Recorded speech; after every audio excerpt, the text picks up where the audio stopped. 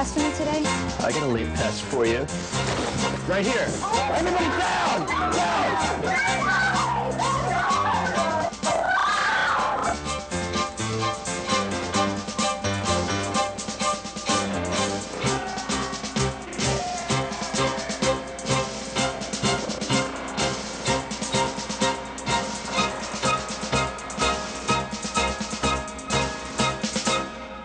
There has been a national trend towards violence in schools. A group of alienated students, a spurned boyfriend, a child who doesn't fit in. Can it happen in your school? Any school can become the stage for a violent incident. Certainly no one school has the luxury of being immune. This is a given. The more difficult question becomes, how will we react if violence does erupt in our schools? Although we can never know if or when a crisis situation may occur or how it will play out, we do know we have to be prepared. With this in mind, what actions can we take in advance to minimize its negative impact? The key is to have an emergency management plan in effect. The plan deals with a school crisis, defined as an unanticipated event that could profoundly and negatively affect a significant segment of the school population, could result in serious injury or death, may have moderate to severe psychological and emotional impact, and requires outside assistance for resolution. The emergency management plan also recognizes that, although no single approach can apply, and responses depend on the type and location of the crisis, commonalities are found in every crisis for which we can prepare. Ultimately, the plan's goal is to prevent the loss of life or injury to students and staff. First, the plan begins with pre-crisis prevention measures that take place on a daily basis. Each teacher and staff member who occupies a room or area must scan that area upon first entering. If anything looks suspicious, the principal should be notified immediately.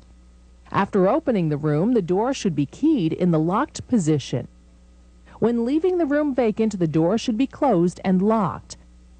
After school begins, all entrances should be locked except those which are monitored or where access is controlled. All visitors must report to the main office to obtain a visitor's pass and must return it to the main office at the end of their visit. Again, these precautions should be implemented on a daily basis.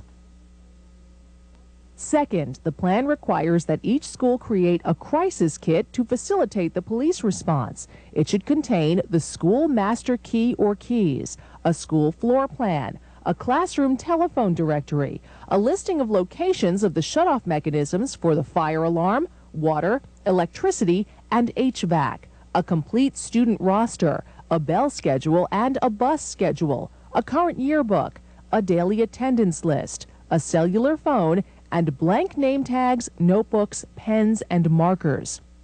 Each principal will maintain 2 crisis kits, locating one in his or her office and one in another location in the school, geographically separate from the first.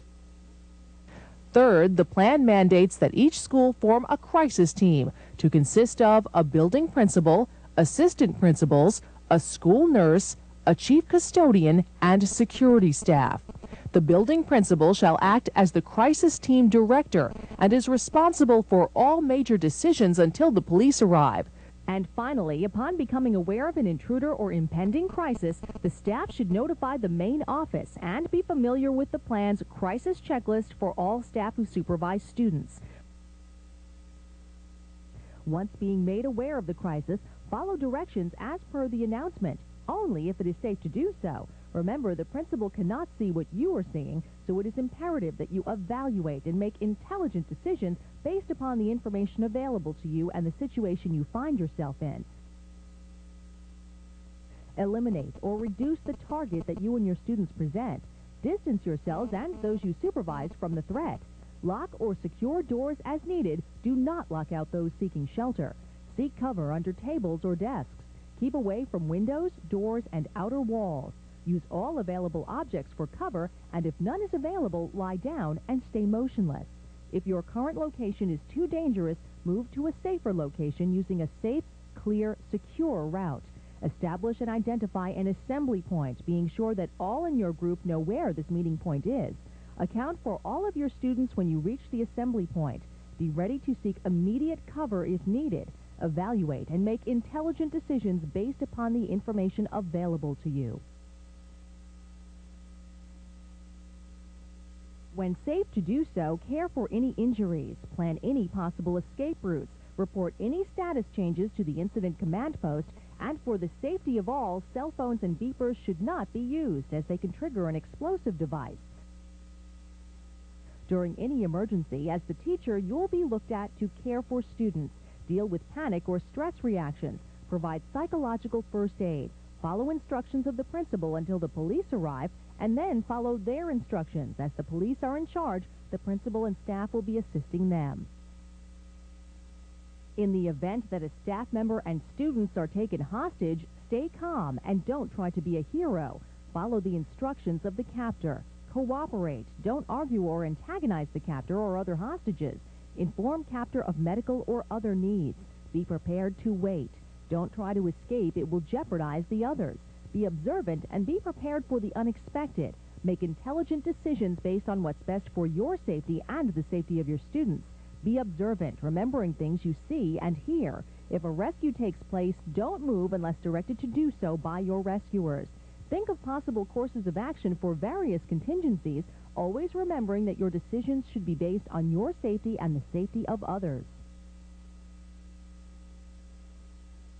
Once you are given the all-clear sign, there are still actions to be taken. Check yourself and your students for injuries. Account for all of your students. Preserve any evidence and notify police of it. Stay where you are and with your students until directed to move by administrator or police. Keep any witnesses available to the police as they need to gather all witness accounts of the event. An administrator will review with staff the post-crisis activities which will help everyone understand the crisis and deal with psychological problems that may develop as a result of the crisis. Facilitate grieving among staff and students, promote education, reduce fear and misunderstanding, and to help deter any future crises. As teachers, you are the primary contact with the students. They will look to you for information as a role model and as their chief support person. The factual information that you provide to the students should be that which the administration has given to you. You must determine how to adjust your lesson plan to allow time for students to express their emotions, discuss feelings, clarify misinformation, and instill a feeling of sincerity and caring. With a crisis management plan in place and sufficient training of all personnel, we can now respond to any crisis situation with confidence. Our pre-planning and effective decision-making will save lives and continue to ensure a safe learning environment for our students, their families, and our communities.